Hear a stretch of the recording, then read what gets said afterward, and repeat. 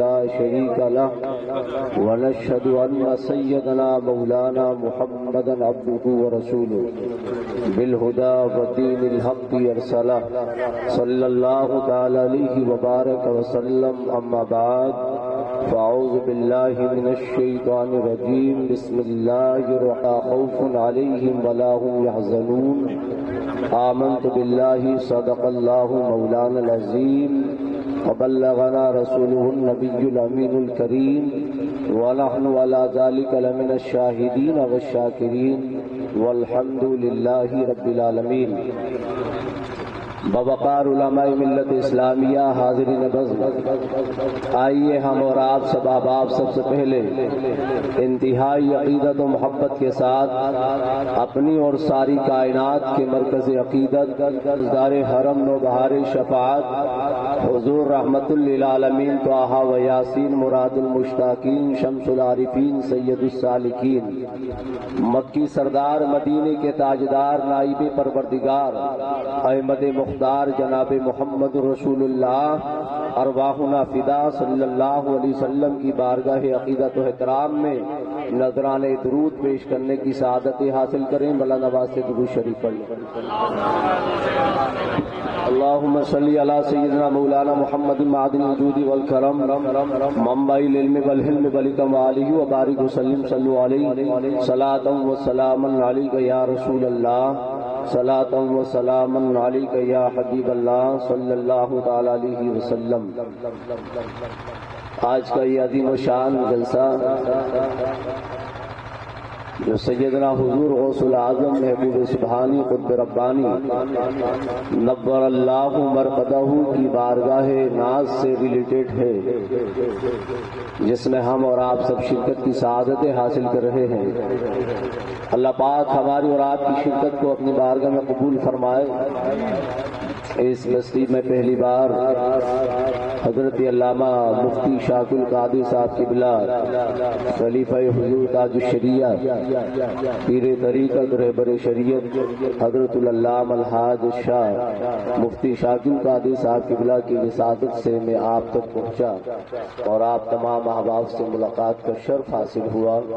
اللہ رب العزت ہماری اور آپ کی حاضری کو قبول فرمائے.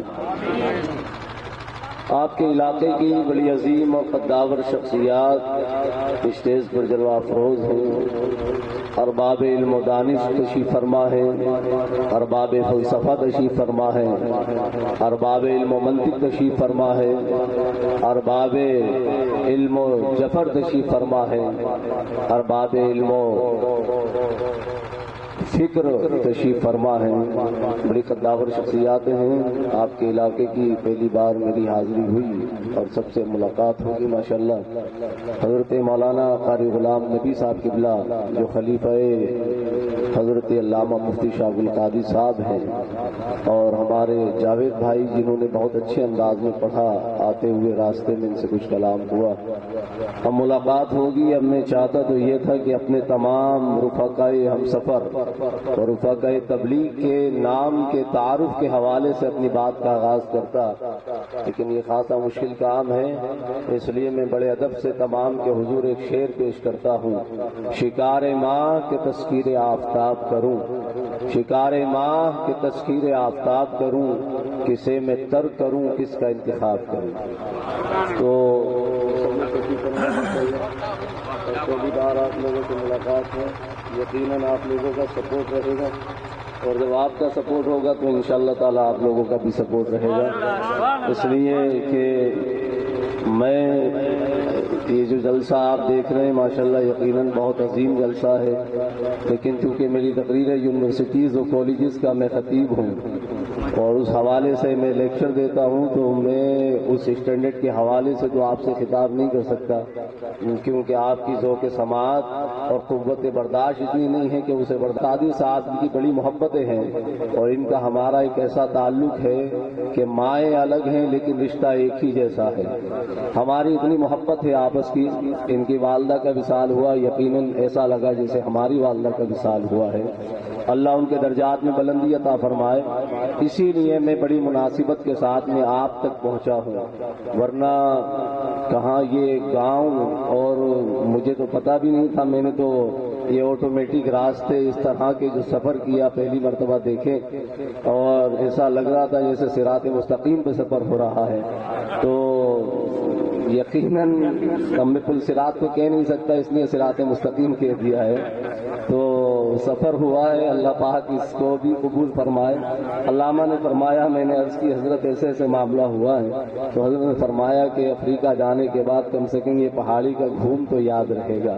میں نے کہا سب کچھ یاد رہے گا، یہ گھوم بھی یاد رہے گا، اس لیے کہ دماغ اسی میں گھومتا رہے گا تو یقیناً یاد رہے گا. تو بہت اچھا سفر ہوا ہے آپ سب کی محبتوں سے، اور حضرت یہاں تک پہنچے ہیں. مجھے امید ہے کہ کچھ جلسہ کرانے والے بچے علم سے اور ایجوکیشن سے اور یونیورسٹیز اور کالجز سے ذرا تھوڑے بہت محبت رکھتے ہوں گے، سوشل نیٹ ورک سے، سوشل میڈیا سے، واٹس ایپ سے، ٹویٹر سے، فیس بک سے، یوٹیوب سے، تمام جو سوشل میڈیا ہے اس سے کلوز ہوں گے. تو اس حوالے سے میں انشاءاللہ تعالی چند باتیں عرض کروں.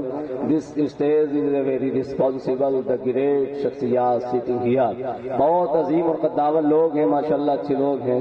یہ مجمع اتنا زیادہ کوئی بڑا نہیں کہ مجھے بہت زیادہ متاثر کر سکے، اور اتنا چھوٹا بھی نہیں ہے کہ میں جس سے پریشان ہو جاؤں. میری عادت ہے کہ میں 2-4 پروفیسر بیٹھے ہوں تب بھی تقریر کر دیتا ہوں. تو میں کوئی نہ زیادہ کوانٹٹی پہ جاتا ہوں کہ بہت زیادہ کوانٹٹی ہو، بس میرا مزاج یہ ہے، I don't believe quantity but I believe quality. میں کبھی کوانٹٹی بلیو نہیں کرتا، میں ہمیشہ کوالٹی بلیو کرتا ہوں. تو علماء کرام ہیں، اچھے لوگ ہیں سب ماشاءاللہ، ان کا سپورٹ رہے گا. اس حوالے سے میں چند باتیں عرض کروں گا. اور یہ چونکہ آخری تاریخ میرے خیال سے ہو سکتی ہے سرکار جیلا کے مہینے کے حوالے سے، تو میں نہیں چاہتا کہ آخری لمحے میں بھی کوئی میری گفتگو ان کی ذات سے ہٹ کر کے ہو. پورا مہینہ نہیں بلکہ پوری زندگی ہم سب لوگ گیلان کے دسترخوان پہ بیٹھے ہوئے ہیں اور اسی گیلان کے دسترخوان سے کھا رہے ہیں. اس لیے حق بنتا ہے کہ ان کی ذات کا تذکرہ کیا جائے. اس لیے آج کا میرا ٹاپک ہے علم اور مشاہدہ. اس کے حوالے سے انشاءاللہ تبارک تعالیٰ چند باتیں میں آپ تک پہنچانے کی کوشش کروں گا. میں اپنے علماء کی بارگاہ میں عرض کروں گا، نام سے یعنی غیر اللہ کے سامنے جھکنے لگی، اور ظلم اتنا اللہ رب العزت اپنے منظم پلان کے مطابق کسی نہ کسی پیغمبر کو جلوہ افروز فرماتا. جناب آدم علیہ السلام سے لے کر ہمارے آقا جناب محمد رسول اللہ صلی اللہ علیہ وسلم علاقے کے لیے، کوئی انڈیویجول قوم کے لیے اللہ کسی نہ کسی نبی کو جلوہ افروز فرماتا. ایک قوم نے زنا کا ارتکاب کیا، اللہ نے اس کی اصلاح کے لیے ایک نبی کو بھیجا. ایک قوم نے معاملات میں بدمعاملتی کی، اللہ نے اس کی اصلاح کے لیے ایک نبی کو جلوہ افروز کیا. ایک قوم نے ماں باپ کے ساتھ میں توہین کی، اللہ نے اس کی اصلاح کے لیے ایک نبی کو جلوہ گر کیا. مگر حیرت انگیز بات ہے، جناب آدم علیہ السلام سے لے کے ہمارے آقا تک جتنے بھی پیغمبر دنیا میں جلوہ گر ہوئے اور اللہ نے جتنے بھی نبیوں کو بھیجا، تو من جانب اللہ ان کی ڈیوٹی یہ ہوتی تھی کہ پورے ماحول کو چینج بھی کرنا ہے اور معاشرے میں ایک شان انقلاب برپا کرنا ہے اور لوگوں کو صراط مستقیم پر لا کر کھڑا کرنا ہے اور وقت ہونے کا موقع بھی دینا ہے. اتنی بڑی طاقتوں سے ٹکرانا ہے. لیکن حیرت انگیز بات ہے، اتنا بڑا کام دیا اور تنہا بھیجا، بغیر مادی طاقت کے بھیجا، بغیر آبان و انصار کے بھیجا، بغیر ملیٹریز کے بھیجا، بغیر زمینی ملکیت کے بھیجا، بغیر زمینی سلطنت کے بھیجا، بغیر پہلے سے کسی منظم پلان کے بھیجا. فرعون کے مقابلے میں، نمرود کے مقابلے میں، وقت کے شرکسوں کے مقابلے میں، وقت کے جبابرہ کے مقابلے میں فرعون بادشاہ تھا، نمرود تھے، لیکن ایسا نہیں ہوا. وہ خدائے قدر و جبار، وہ ذوالجلال والاکرام، وہ مالک الملک، زمین و آسمان کو پیدا کرنے والا، جو فرعون کو حکومت دے رہا ہے، نمرود کو بادشاہت دے رہا ہے. کیا وجہ تھی کہ جناب عیسیٰ کو بھی بادشاہت دی جاتی، پلان دیا جاتا، زمینی سلطنت دی جاتی، پہلے طاقتور بنایا جاتا مادی وسائل کے ذریعے سے اور پھر پیش کیا جاتا. لیکن ایسا نہیں ہوا. جانتے ہو ایسا کیوں نہیں ہوا؟ اس لیے نہیں ہوا کہ اگر جناب ابراہیم بھی کوئی بادشاہ بادشاہ ہوتے یا جناب موسیٰ بھی کوئی بادشاہ ہوتے اور دونوں میں ٹکراؤ ہوتا اور فرعون اور نمرود تباہ ہوتے تو دنیا یہ کہتی کہ دو سپر پاور میں جنگ ہوئی تھی، ایک کامیاب ہو گیا دوسرا بادشاہ ناکام ہو گیا، لیکن اللہ اپنے نبی کو تنہا بھیجتا ہے اور فرماتا ہے ابراہیم تم جاؤ، موسیٰ تم جاؤ۔ جب فرعون اور نمرود تباہ ہو جائیں گے تو دنیا یہ کہے گی یہ طاقت کی کامیابی نہیں، یہ انصاف کی کامیابی ہے، یہ سچائی کی کامیابی ہے، یہ اللہ کے کلمے کی کامیابی ہے، یہ پیغمبرانہ مشن۔ سبحان اللہ سبحان اللہ، نعرہ تکبیر، نعرہ رسالت، علماء اہل سنت، جشن غوث الورا، سبحان اللہ سبحان اللہ، اس لیے بہت تنہا اچھا۔ بھیجا گیا۔ ہمارے اور آپ کے لیے لیسن بھی تھا کہ جب تمہیں رکھو دنیا کی طاقت تمہارے قدموں میں جھک، سبحان اللہ سبحان اللہ، وہ خدا کی دی ہوئی قوت پر سبحان اللہ سبحان اللہ، بہت اچھے بہت، یاد رکھیے گا۔ سبحان اللہ، بہت اچھے بہت۔ اور آگے بڑھا کا یونان جن کا دعویٰ یہ تھا کہ ہم نے دنیا کی ہر بیماری کا علاج تلاش کر لیا ہے سوائے ایک بیماری، پھر قبر میں نہیں جانا ہوگا، پھر کسی خدا کو سجدہ نہیں کرنا ہوگا، پھر حشر برپا نہیں ہوگا، پھر نشر کی کیفیات نہیں ہوں گی۔ یونان کے طبیبوں نے سمجھا تھا کہ موت بھی کسی ایک بیماری کا نام ہے، انہیں نہیں پتا تھا کہ موت ایک امر مبرم ہے، موت ایک قانون الہی ہے، موت ایک اللہ کا حتمی فیصلہ ہے، اسے تو آنا ہی ہے۔ لیکن یونان کے طبیبوں نے سمجھا تھا کہ موت ایک بیماری ہے، ظالم موت کا علاج قبر کا انکار پہلے کیا ہے، لائف ہیئر آفٹر کا انکار پہلے کیا ہے، جو انبیاء کا متواتر عقیدہ اور مشن تھا۔ یونان کے طبیبوں نے اس سے بغاوت اور اعتراف کیا۔ اللہ نے ایسے دور میں اپنے پیغمبر عیسیٰ کو مسیحا بنا کر بھیجا، فرمایا عیسیٰ تم جاؤ اور جانے کے بعد مردے کو ٹھوکر مارو، اور جب مردہ زندہ ہو جائے تو دنیا پکار کر کہے گی او ارسطو کے ماننے والوں، سیتا گوری کی پوجا کرنے والوں، تو علی سینا کو پوجنے والوں، سنو اگر تم موت کا علاج چاہتے ہو تو یونان کے میڈیکل سائنس میں نہیں ہے، موت کا علاج چاہتے ہو تو اللہ کے نبی کے قریب ہو جاؤ، وہ ٹھوکر مارے تو مردے زندہ۔ سبحان اللہ سبحان اللہ، نعرہ تکبیر، نعرہ رسالت، علامہ غفران رضا صاحب کی بلا، سبحان اللہ سبحان ٹھوکر اللہ۔ مارے تو مردے زندہ ہو جائے، یہ اردو کا جملہ بولتا ہوا اہل علم کی بارگاہ میں۔ جب جناب عیسیٰ کا یہ عالم ہے تو وقار عیسیٰ کا کیا عالم ہوگا، جان عالمین کا عالم کیا ہوگا، علی سے بے کسا کا عالم کیا ہوگا، حضور رحمت للعالمین کا عالم کیا ہوگا۔ یہ عیسیٰ ہے جن کی بارگاہ میں ڈیڈ باڈی لائی جاتی تھی، ٹھوکر مارتے اور کہتے کم بزن اللہ، تو اللہ باڈی آلریڈی رہتی تھی، اللہ روح کو واپس کر دیتا۔ لیکن مکہ کی ہسٹری گواہ ہے میرے پیغمبر کی بارگاہ میں ابو جہل ڈیڈ باڈی نہیں لایا تھا بلکہ اسٹرونگ پتھر اٹھا کر لایا۔ یہ جناب عیسیٰ ہے کہ باڈی کی طرف اشارہ کرتے ہیں، اللہ روح عطا کرتا ہے، اور یہ آمنہ کا لال ہے کہ پتھر کو اشارہ کرے، اللہ باڈی بھی عطا کرتا ہے۔ سبحان اللہ سبحان اللہ، نعرہ تکبیر، نعرہ رسالت، عظمت مصطفیٰ، سبحان اللہ سبحان اللہ، بہت اچھا۔ عطا کرتا ہے، زبان بھی عطا کرتا ہے۔ جب عیسیٰ جیسا پیغمبر نبی کی طرح نہیں ہو سکتا تو یہ آج کل کا وہابی نبی کی طرح کیا ہو سکتا ہے؟ جب نبی کی طرح عیسیٰ جیسا پیغمبر نبی کی طرح نہیں ہو سکتا تو یہ آج کل کا دیوبندی نبی کی طرح کیا ہو سکتا ہے؟ بلکہ عیسیٰ پیغمبر مرتا چلا جاتا ہے۔ ارے نبی کے قدموں پر اگر جان دو گے تو حیات ابدی ملے گی، اور اگر بچ جاؤ گے تو تاریخ۔ سبحان اللہ سبحان اللہ، بہت اچھے۔ جناب عیسیٰ پیغمبر کے بعد اللہ نے اپنے خلیفہ اعظم، اپنے وائسرائے کو، میسنجر آف گاڈ کو، آخری خلیفہ کو، آخری پیغمبر کو، اپنے محبوب کو، ہمارے جانا کو، آپ کے جانا کو، ہمارے آقا کو جلوہ افروز فرمایا۔ آقا جلوگر ہوئے، اب پیغمبر کے بعد کوئی نبی نہیں آئے گا، کوئی رسول نہیں آئے گا، کوئی میسنجر آف گاڈ نہیں آئے گا، کوئی پیغمبر نہیں آئے گا، نہ کوئی ذلی نبی آئے گا، نہ کوئی برجی نبی آئے گا، نہ کوئی مقلد نبی آئے گا، نہ کوئی مستحد نبی آئے گا، نہ کوئی ملہم نبی آئے گا، نہ کوئی محدث نبی آئے گا، کوئی نبی نہیں آئے گا۔ نہ ذلی ہوتا ہے، نہ برجی ہوتا ہے، نبی صرف نبی ہوتا ہے۔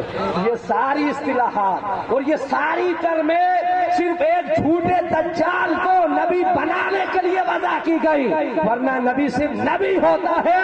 اب جو بھی ہوگا وہ امریکہ اور انگلینڈ کے ڈالر اور پاؤنڈ کی پیداوار تو ہو سکتا ہے، لیکن کارخانے خدا کا بنا ہوا نبی نہیں ہو سکتا۔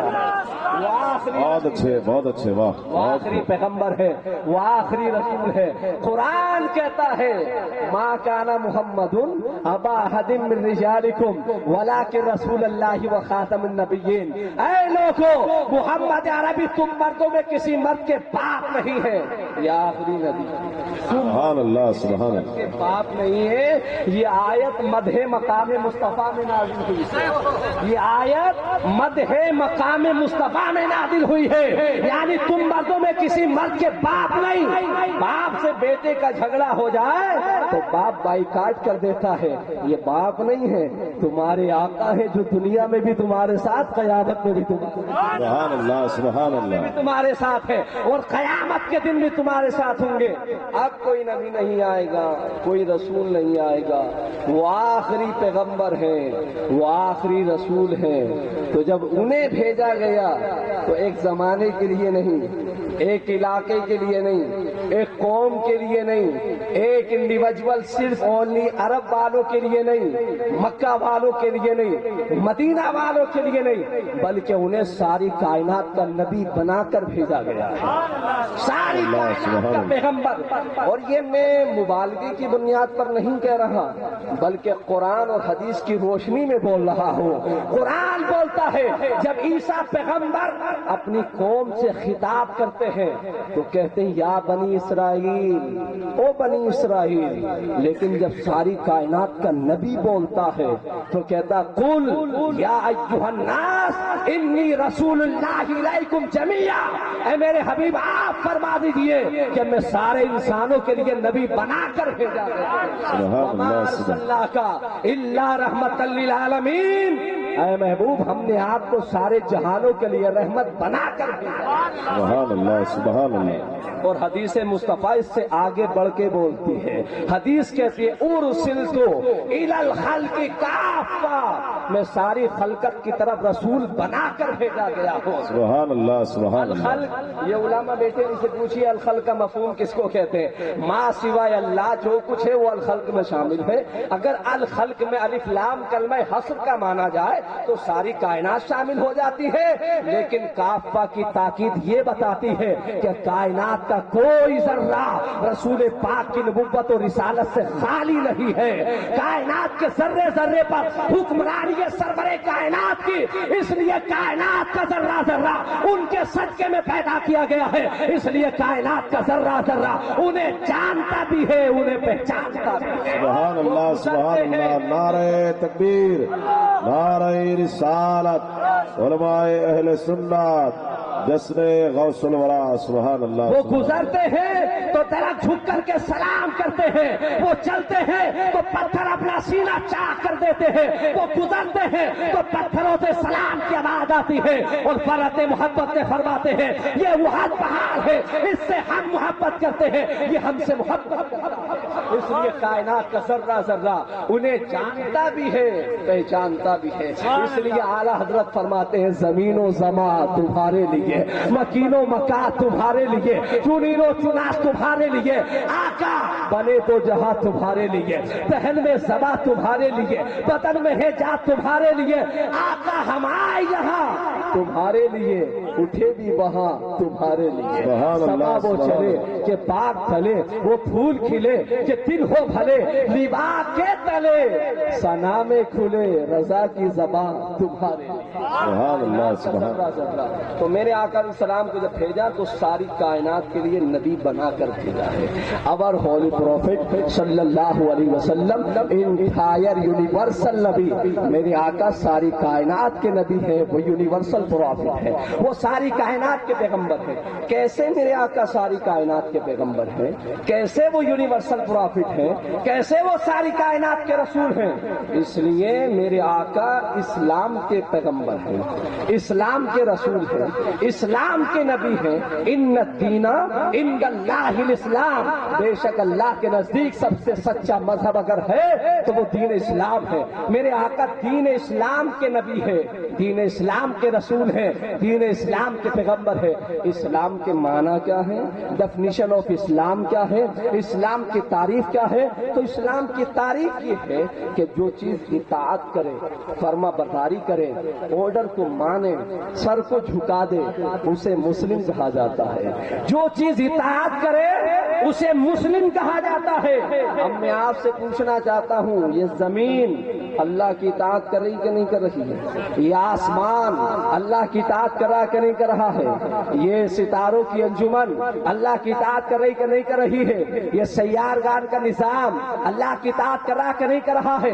یہ چاند و سورج اللہ کی اطاعت کر رہے کہ نہیں کر رہے ہیں؟ یہ شفق کا جمال اللہ کی اطاعت کر رہا کہ نہیں کر رہا ہے؟ یہ افق کا نور اللہ کی اطاعت کر رہا کہ نہیں کر رہا ہے؟ یہ مواز دریاؤں کی روانی اللہ کی اطاعت کر رہی کہ نہیں کر رہی ہے؟ یہ پہاڑوں کی بلندیاں اللہ کی اطاعت کر رہی کہ نہیں کر رہی ہے؟ یہ ہواؤں کا نظام اللہ کی اطاعت کر رہا کہ نہیں کر رہا؟ ساری کائنات اللہ کی اطاعت کر رہی ہے، اس لیے ساری کائنات مسلم ہے۔ اور میرے آقا اسلام کے نبی ہے، اس لیے وہ زمین کے بھی نبی ہے، وہ آسمان کے بھی نبی ہے، وہ کہکشاں کے نبی ہے، وہ ستاروں کے بھی نبی ہے، وہ چاند کے بھی نبی ہے، وہ سورج کے نبی ہے، وہ شفق کے جمال کے نبی ہے، وہ افق کے نور کے نبی ہے، وہ ہواؤں کے نبی ہے، وہ پہاڑوں کے نبی ہے، وہ مواز دریاؤں کے نبی ہے، وہ عالم لاہوت کے نبی ہے، وہ عالم لاسوت کے نبی ہے، وہ عالم ملکوت کے نبی ہے، وہ عالم جنات کے نبی ہے۔ میرے آقا وہ ہے جو ماضی کے بھی نبی ہے، حال کے بھی نبی ہے، مستقبل کے بھی نبی ہے۔ سبحان اللہ، سبحان اللہ، نعرہ تکبیر،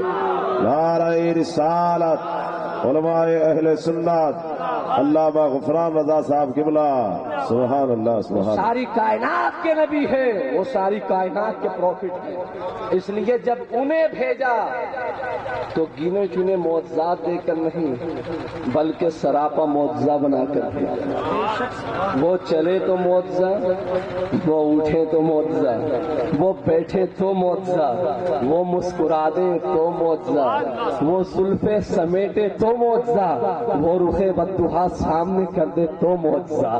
ہر ادا ہر کروٹ معجزہ ہے، نطق کا ہر گوشہ معجزہ ہے۔ ہم بولتے ہیں تو ہمارا بولنا صدق و کذب پر محتمل ہوتا ہے، لیکن جب پیغمبر بولتا ہے تو قانون زندگی بولتا ہے، دستور حیات بولتا ہے، نظام کائنات بولتا ہے، اللہ کی بولی بولتا ہے، قرآن کی زبان بولتا ہے۔ وما ينطق عن الهوى ان هو الا وحی یوحی، میرا نبی اپنی طرف سے کچھ نہیں کہتا، یہ وہی کہتا ہے جو خدا سبحان اللہ، چلتے ہیں، ہم چلتے ہیں تو ٹھوکروں کے حامل ہوتے ہیں، لیکن جب پیغمبر چلتا ہے تو زلف حیات سنورتی ہے، صراط مستقیم سامنے آتی ہے، منزل کا پتہ ملتا ہے، قرآن کا راستہ ملتا ہے۔ یہ پیغمبر اعظم ہے، انہیں ساری کائنات کا نبی بنا کر بھیجا گیا۔ تو میرے آقا علیہ السلام کے بے شمار ان گنت معجزات ہیں جو قیامت تک ظاہر ہوتے رہیں گے، قیامت تک ظاہر ہوتے رہیں گے۔ انہی معجزات میں سے ایک بڑا معجزہ آیت قرآن پاک کے اندر عربی لینگویج میں معجزے کو بھی کہتے ہیں، اور آیت عربی لینگویج میں قرآن پاک کے مکمل ایک سینٹنس، ایک جملے کو بھی کہتے ہیں، اس کو بھی آیت کہا جاتا ہے۔ تو آیت معجزے کو بھی کہتے ہیں، آیت قرآن پاک کے ایک سینٹنس کو بھی کہتے ہیں۔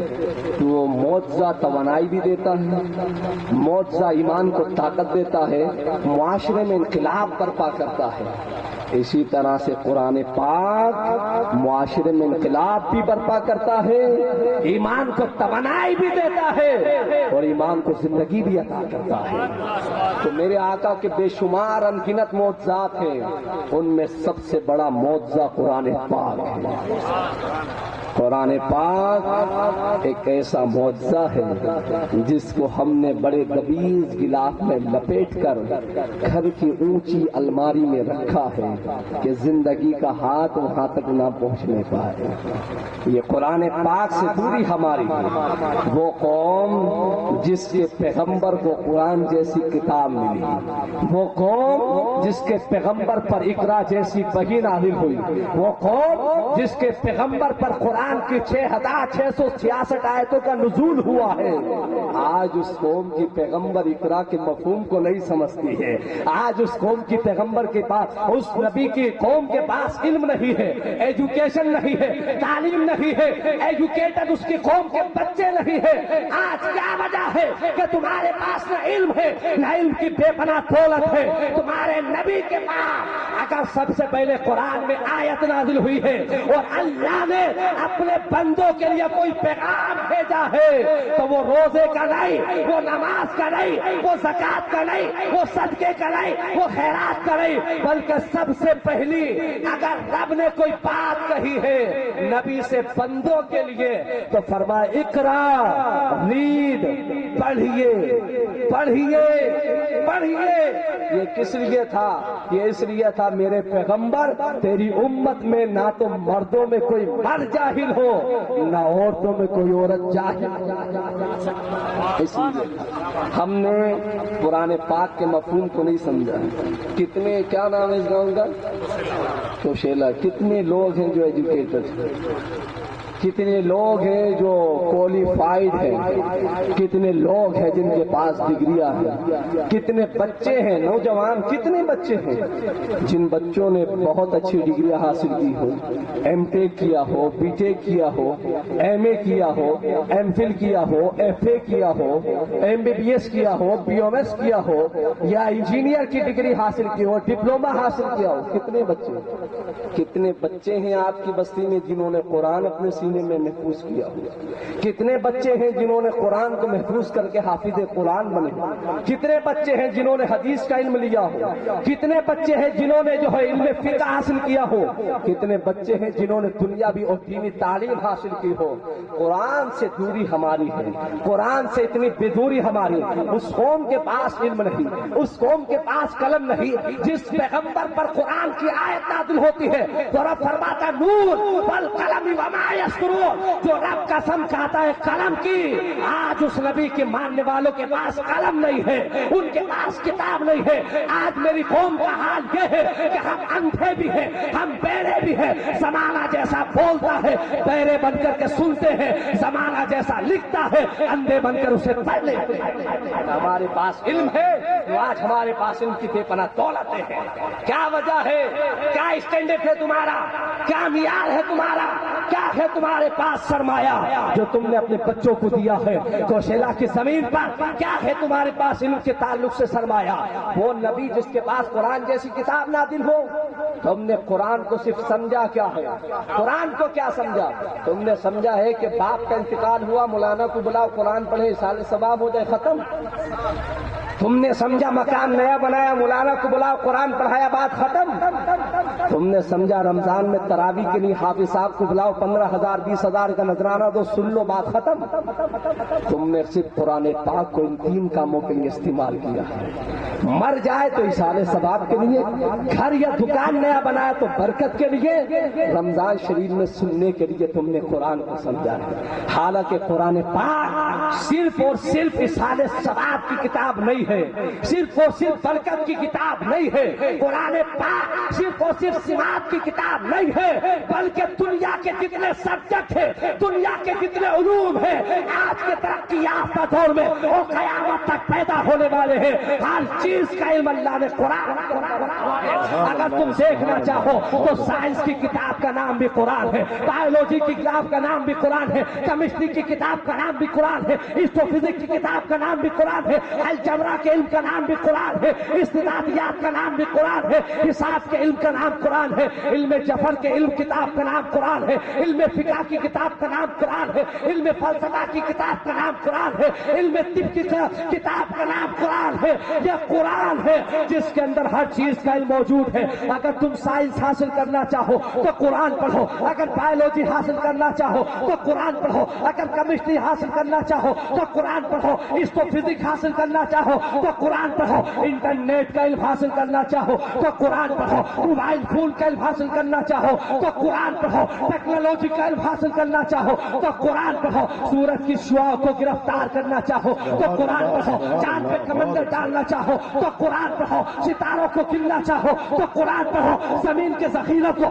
جاننا چاہو تو قرآن پڑھو۔ تم قرآن پڑھتے جاؤ گے، دنیا کی طاقت تمہارے قدموں میں چھپ۔ سبحان اللہ سبحان اللہ، نعرہ تکبیر، نعرہ رسالت، علماء اہل سنت، سبحان اللہ سبحان اللہ۔ دنیا میں قرآن پڑھو، جب سے تم نے قرآن کو چھوڑا ہے زمانہ تمہیں چوراہے پہ کھڑے ہو کے مارتا ہے، اور جب سے تمہارا رشتہ قرآن سے تھا تو سمرقند بھی تمہارا تھا، بخارا بھی تمہارا تھا، انگلستان بھی تمہارا تھا، انڈونیشیا تمہارا تھا، ملیشیا تمہارا تھا، فرانس تمہارا تھا، جرمنی تمہارا تھا، اٹلی تمہارا تھا، اور اس کے علاوہ اسپین تمہارا تھا، اندلس تمہارا تھا۔ حد یہ تھی کہ مدینہ کی شاہراہوں سے نکلنے والا اسلام 25 لاکھ مربع میل پر اپنا سبحان اللہ سبحان اللہ۔ اور قرآن کا رشتہ تھا، جب تک مسلمان قرآن کے ساتھ تھا تو وہ اسپین کے جنگلوں میں بھی اسلام کا جھنڈا لہراتا تھا،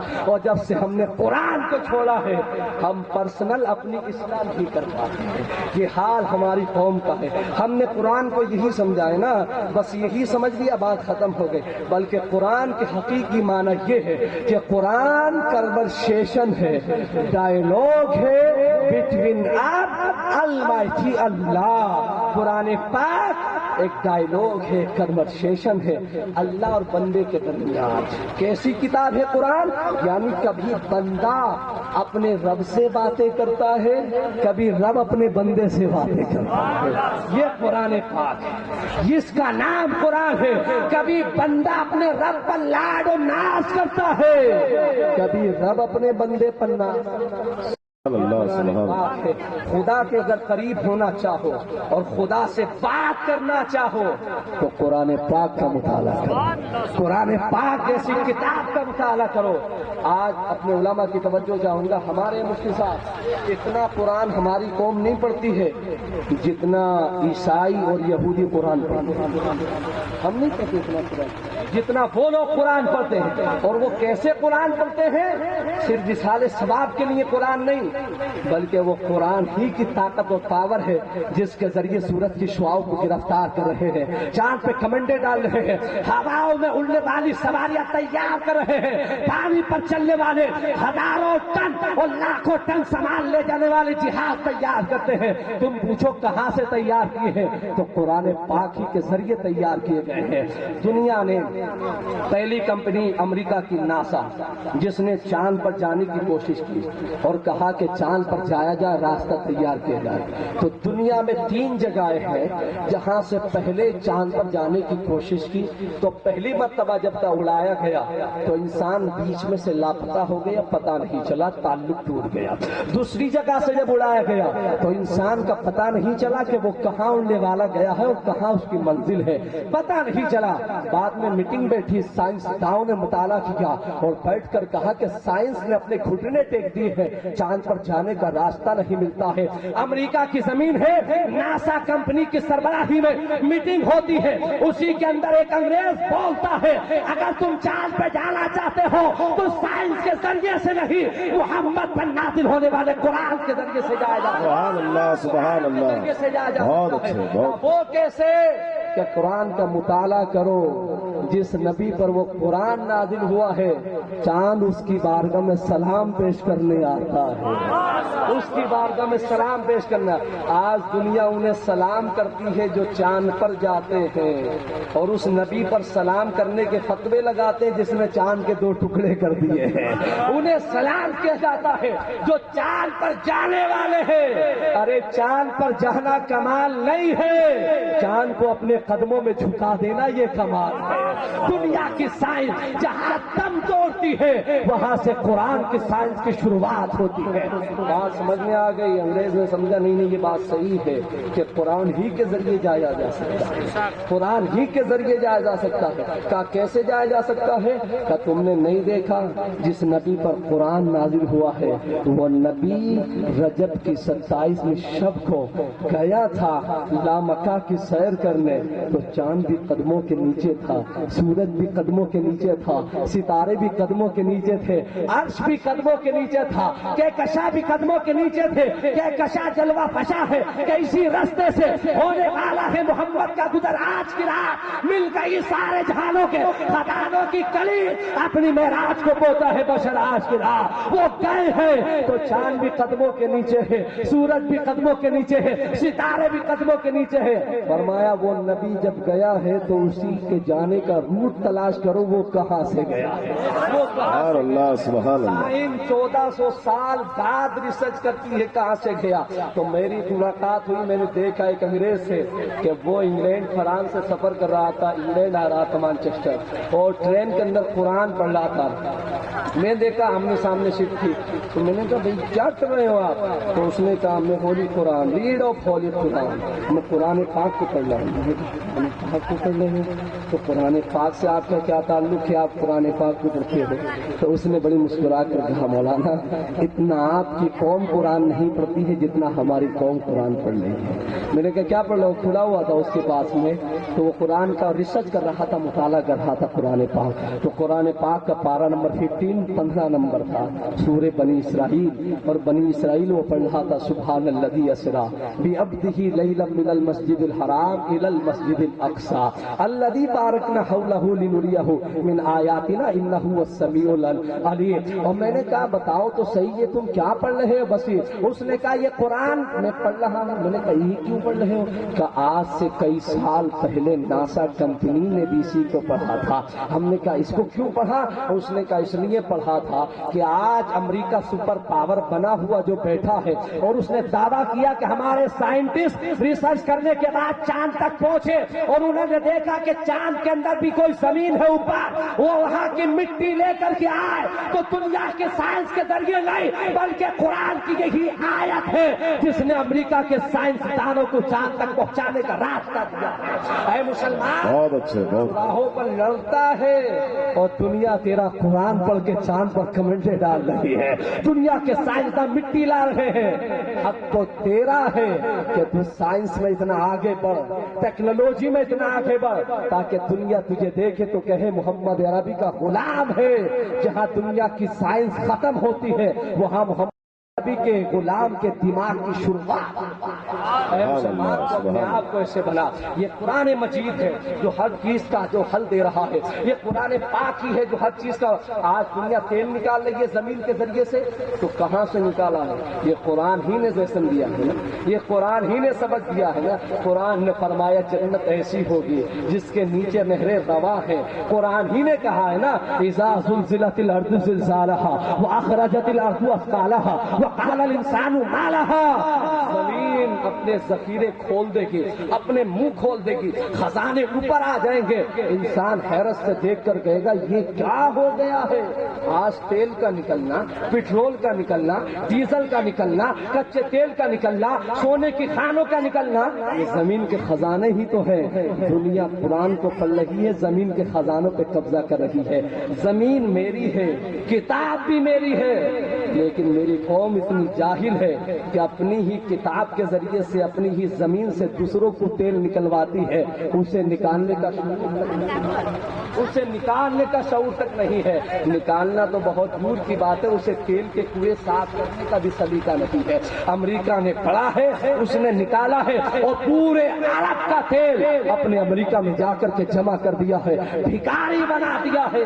حیرت کی بات یہ ہے کہ وہ قوم جو 12 صدیوں تک بلا شرکت گھیرے دنیا کے 3 بر اعظم پر حکومت کرتی رہی، یورپ پر، افریقہ پر، ایشیا پر، آج اس قوم کی جہالت کا یہ عالم ہے کہ لوگ ہمیں دیکھ کر سمجھ جاتے یہ مسلمان مومڈن ہے، اس سے علم نہیں آتا ہوگا، اس بیچارے سے پڑھنا نہیں آتا ہوگا، اس سے کچھ نہیں آتا ہوگا۔ یہ کنڈیشن ہماری اور آپ کی ہے۔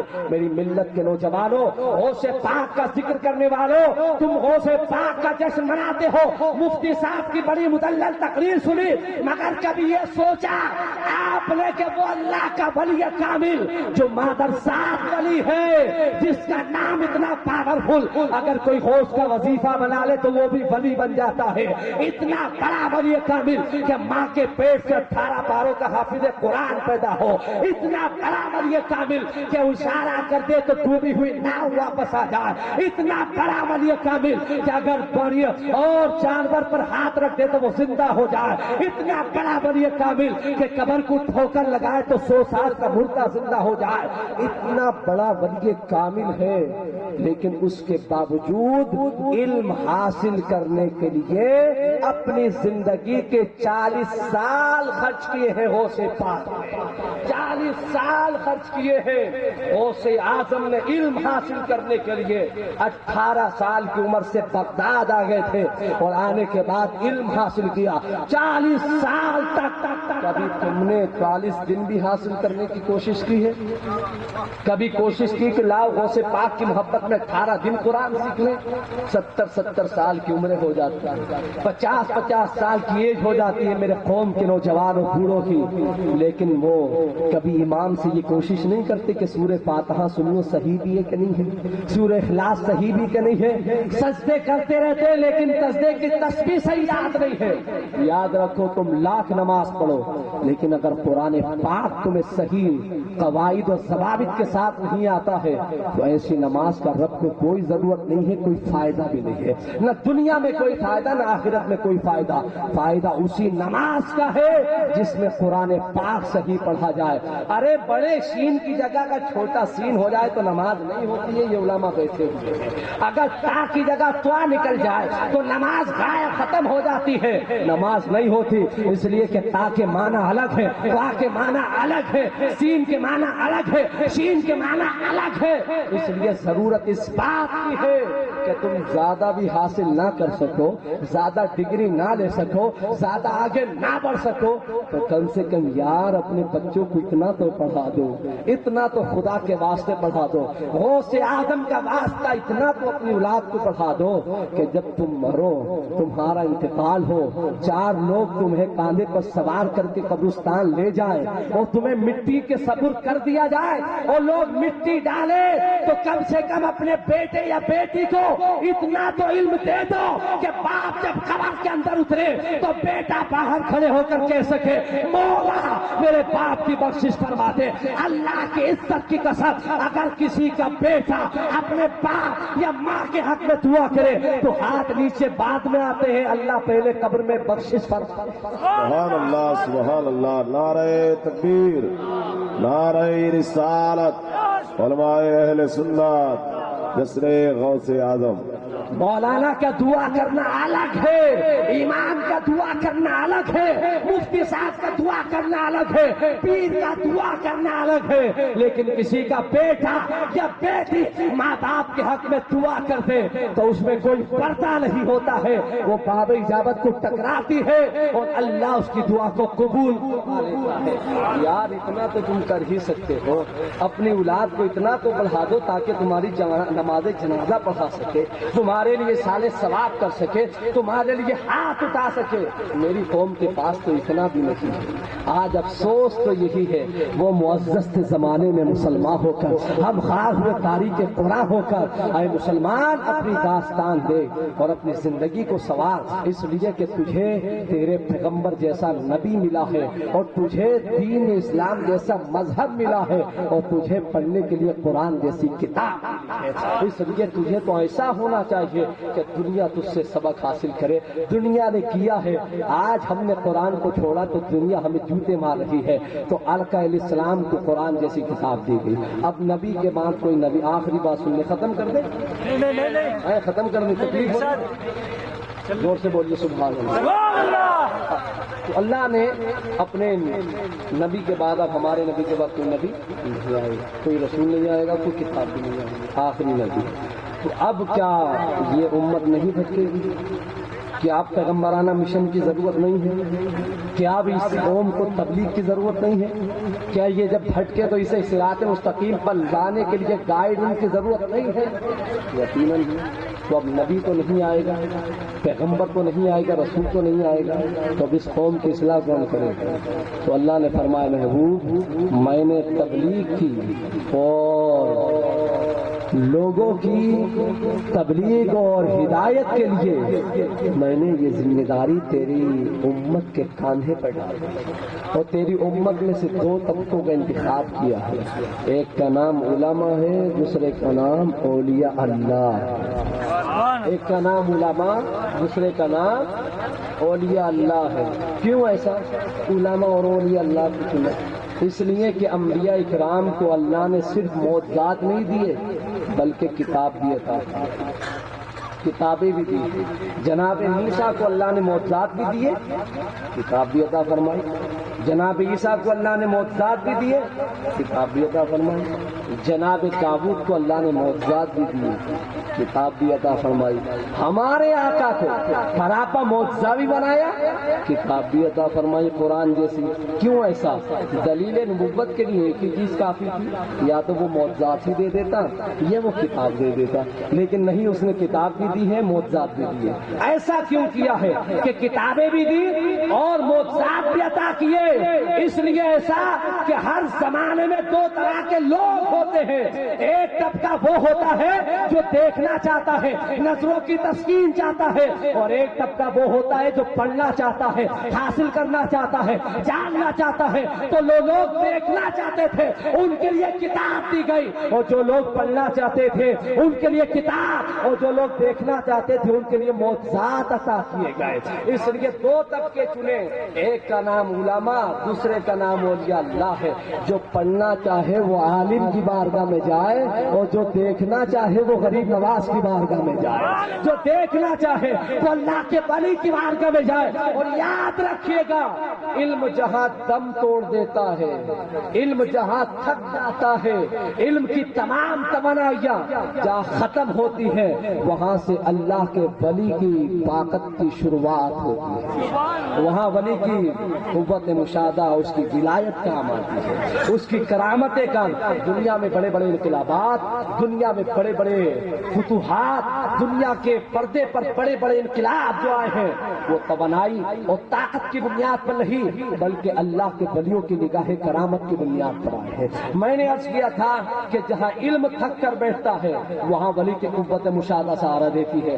آخری بات سنیں، دلی کی سرزمین ہے، ایک مثال دیتا ہوں۔ دلی کی سرزمین، اور دلی کی سرزمین پر اس وقت کا ہندوستان کا تاجدار، ہندوستان کا بادشاہ، بڑا ہی انصاف پر بادشاہ، بڑا ہی منصف بادشاہ، بڑا ہی عدل اور انصاف کا پیکر بادشاہ، بڑا ہی گوریا نشین بادشاہ، اللہ کے ولیوں کی نظر کرامت سے بننے والا بادشاہ۔ میری زندگی میں مجھے یاد نہیں میری کوئی تقریر، چھوٹا سا بھی لیکچر یا خطاب ہو تو میں جب تک ان کا ذکر نہیں کرتا ہوں میرے دل کو سکون نہیں ہوتا ہے۔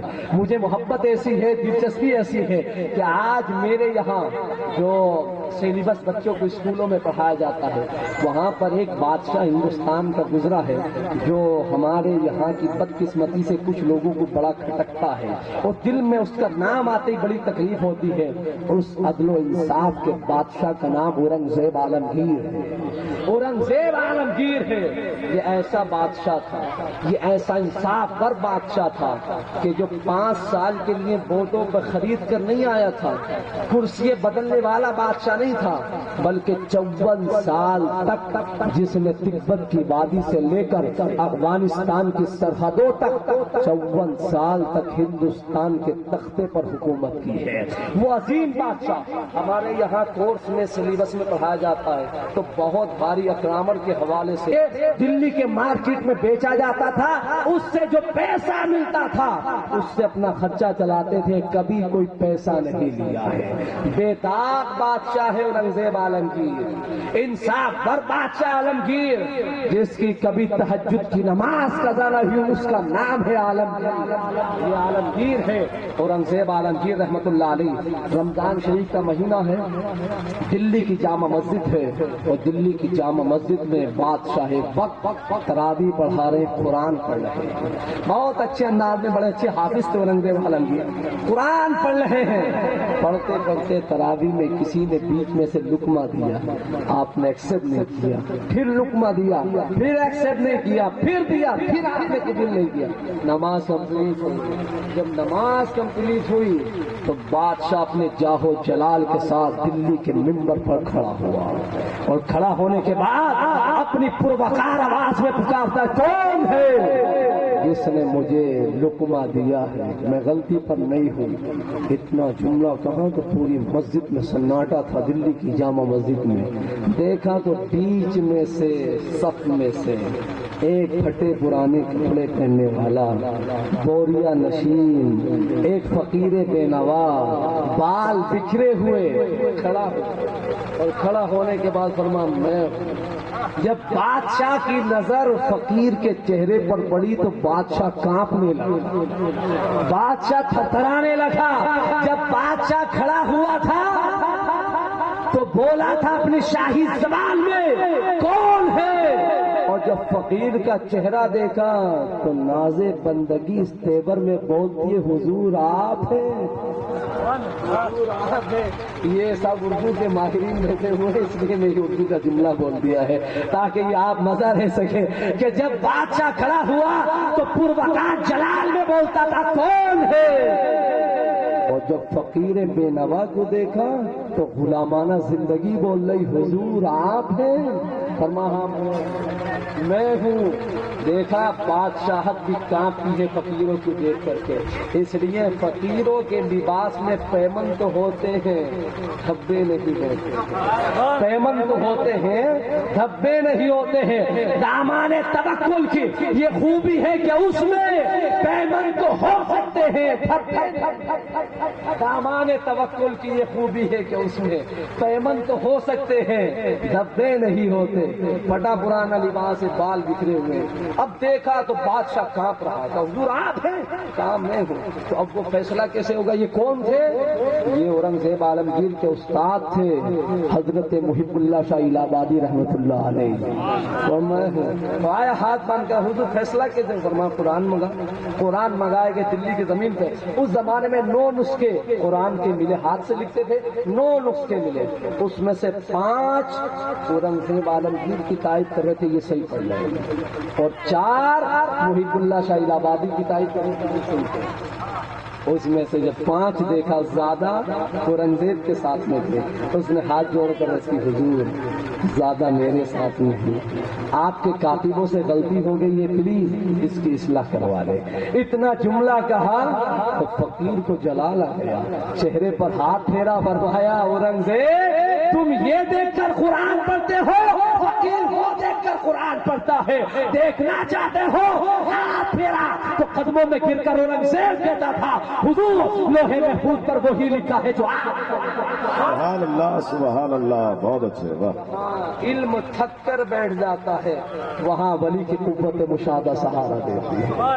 جہاں علم کی لڑائیاں ختم ہو جاتی ہے وہ اللہ ولی کی قوت مشاہدہ سہارا دیتی ہے. یہی سرکار جینا سرکار بغداد حضور غوث پاک رضی اللہ تعالیٰ عنہ جو کثیر الکرامات ہے اور ظہور مہدی تک غوثیت کبریٰ کے منصب پر فائز ہے، وہ غوث اعظم رضی اللہ تعالیٰ عنہ جن کا نام بھی اتنا اعلیٰ والا ہے کہ انسان نام لیتا رہے تو ولی بن جاتا ہے. غوث کو یا غوث کہتے کہتے بن جاتے ہیں غوث. خواجگی مل جاتی ہے تو خواجہ کا دم بھر کے. اس لیے غوث پاک کا نام لیتے رہو. جس گھر میں نہیں سمجھتا کہ کائنات میں کوئی زمین ایسی بھی ہو جہاں غوث پاک کا ذکر نہ ہو، کوئی خطہ ایسا بھی ہو جہاں غوث پاک کا تذکرہ نہ ہوتا ہو. مزرعہ چشت و بخارا عراق و اجمیر، کون سی قسط ہے جس پہ برسا نہیں جھارا تیرا. سارے اقطاب جہاں کرتے ہیں کعبے کا طواف، کعبہ کرتا ہے طواف در بالا تیرا. ورفعنا لک ذکر کا ہے سایہ تجھ پر، بول والا تیرا ذکر ہے اونچا تیرا. اور عقل ہوتی تو خدا سے نہ لڑائی لیتے. یہ گھٹائیں اسے منظور بڑھانا تیرا، اسے منظور بڑھانا تیرا.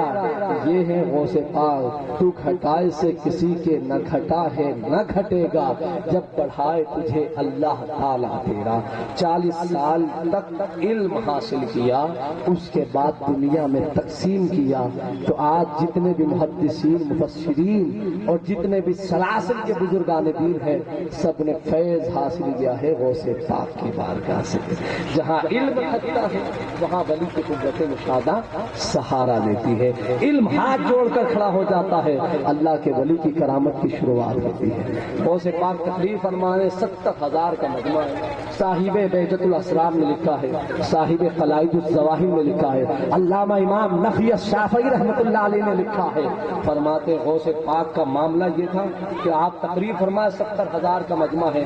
اچانک آپ اٹھے اور اٹھنے کے بعد آپ کی مجلس میں آپ کے ایک شاگرد، آپ کے مرید، آپ کے خلیفہ حضرت علی بن ہیتی بیٹھے ہوئے ہیں. اچانک اٹھے غوث پاک اور اٹھ کر کے عادت کے خلاف ان کے سامنے ہاتھ باندھ کر کھڑے ہو گئے. غوث پاک سے محبت ہے تو جھوم کے بولو سبحان اللہ. یہ بات سن لو، بات اپنی ختم کر لو. فرمایا ہاتھ باندھ کر کھڑے ہو گئے. یہ علی بن ہیتی کون ہے جانتے ہیں؟ ان کے بارے میں غوث پاک کا خود فرمان ہے. آپ نے ارشاد فرمایا پورا بغداد میرا مہمان ہے اور میں علی بن ہیتی کا. اتنے بڑے ولی کامل ہیں حضرت علی بن ہیتی رضی اللہ تعالیٰ. وہ سامنے جا کر کے کھڑے ہو گئے. لوگوں نے دیکھا عجیب معاملہ ہے، سب تو غوث پاک کے لیے کھڑے ہوتے ہیں اور یہ آ کر کے علی بن ہیتی کے سامنے ہاتھ باندھ کر کھڑے ہوئے. جلسہ ختم ہو گیا، تقریر ختم ہو گئی. بات تو جو کچھ قریبی لوگ تھے انہوں نے کہا حضور عجیب معاملہ ہے، آپ علی بن ہیتی کے سامنے ہاتھ باندھ کر کھڑے تھے. تو فرمایا میں کھڑا نہیں تھا، ان سے پوچھو میں کیوں کھڑا ہوا تھا. فرمایا ان سے پوچھو. انہیں بلایا، بلانے کے بعد آپ کے خانقاہ میں دکھایا. فرمایا فلاں تاریخ فلاں جلسے میں غوث پاک آپ کے سامنے کھڑے ہوئے تھے، کیا بات تھی؟ حضرت علی بن ہیتی فرماتے ہیں کہ جب غوث تذکرہ کر رہے تھے، رسول کائنات کا ذکر چل رہا تھا، اچانک میری آنکھیں بند ہوئی، دل کی آنکھیں کھلی تو میں نے دیکھا کہ سرکار کے نانا میرے خواب میں جلوہ گر ہوئے ہیں، آقا سامنے ہیں. آقا علیہ السلام کا میں دیکھ رہا تھا، حضور کا دیدار کر رہا تھا، اس لیے آنکھیں بند تھی، میں نبی کو دیکھ رہا تھا. غوث پاک نے فرمایا سنا یہ کیا کہہ رہے ہیں؟ کہ حضور سن لیا. فرمایا فرق اتنا ہے کہ یہ خواب دیکھ رہے تھے، میں حقیقت میں دیکھ رہا تھا. فرق اتنا ہے کہ یہ خواب دیکھ رہے تھے، میں حقیقت میں دیکھ رہا تھا. علی بن ہیتی فرماتے ہیں میں نبی کی زیارت کر رہا تھا، غوث پاک کھلی آنکھوں سے نبی کی زیارت کر رہے تھے. کون بلا کیا کوئی جانے کہ ہے کیسا تیرا، اولیاء ملتے ہیں آنکھیں وہ ہے طلبہ تیرا. انشاءاللہ تعالیٰ پھر آپ سے کبھی ملاقات ہوگی. آمین. واخر دعوانا الحمدللہ رب العالمین. I will come back next time inshallah ta'ala. I will meet you. May do Allah ta'ala all bless you. May do Allah ta'ala give you long life. May do Allah ta'ala your thank you. Assalamu alaikum wa rahmatullah.